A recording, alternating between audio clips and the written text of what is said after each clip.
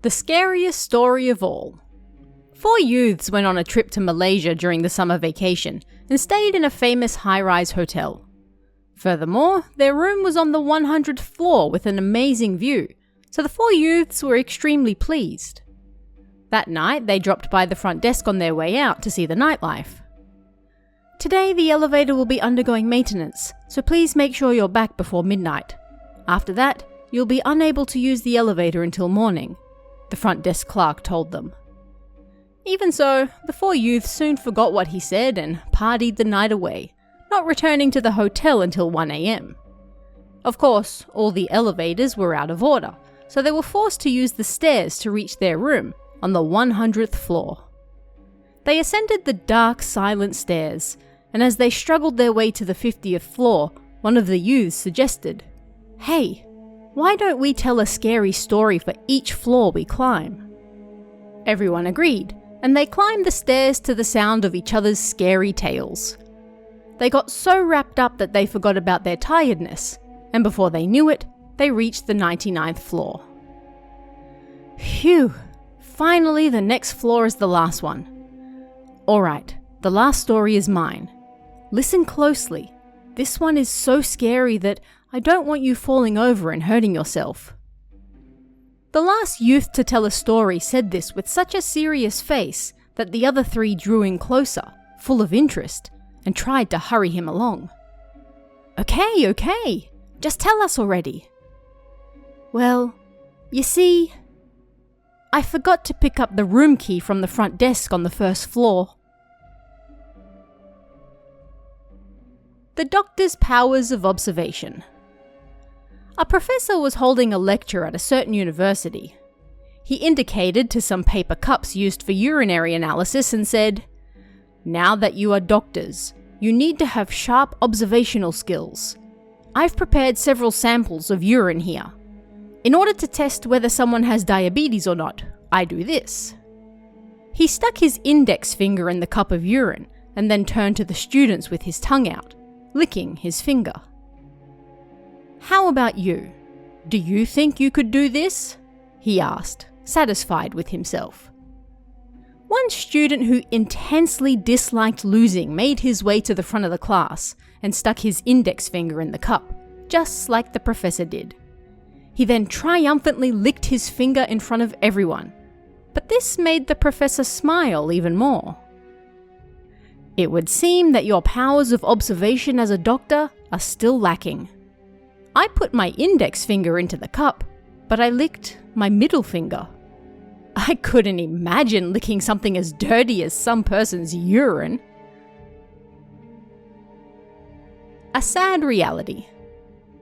This took place during a lecture at a university that anyone could enter, regardless of their standardized score. At an F-rank university, you might say. The lecture was about which companies people might be able to join upon graduation, and so it was aimed at those who were soon about to finish their university life. The professor in charge handed out a single piece of blank paper to each of the students who, up until that point, hadn't felt the reality of their upcoming situation. "I want you to write down the names of all the companies you know on that piece of paper," he said, giving them 20 minutes to do so. Then they began. The students were briefly confused at this task, but then they started writing down company names. Toyota, Docomo, Honda, Canon, Fuji TV, Google. Over the next 20 minutes, they wrote down quite a decent number of companies, and when they were done, the professor spoke again. "Okay, so all the companies you have written down here, you'll never be able to work for them. Please look for work with companies other than these." Outrageous dinner. The newly married husband was excited. He'd just gotten married and was about to eat a meal his wife had cooked for the very first time. She'd never once cooked for him while they were dating, stating that she wasn't very good at it, so they always ate out. But they were married now. It was time for home-cooked meals. When she presented him with dinner, his heart fell. A half-cooked and runny egg, miso soup with various unappetizing ingredients, and plain rice. Yet, she had done her best to cook this for him, and he loved her dearly, so he braced himself and dug in. "Doesn't the egg taste great half done?" he said, forcing a compliment for his wife. "And the miso flavor of this soup really pops." He could barely force the food down, but once he tasted the rice, he could no longer continue the charade. "What the hell is this? You call this food? Can you not make a single thing right?"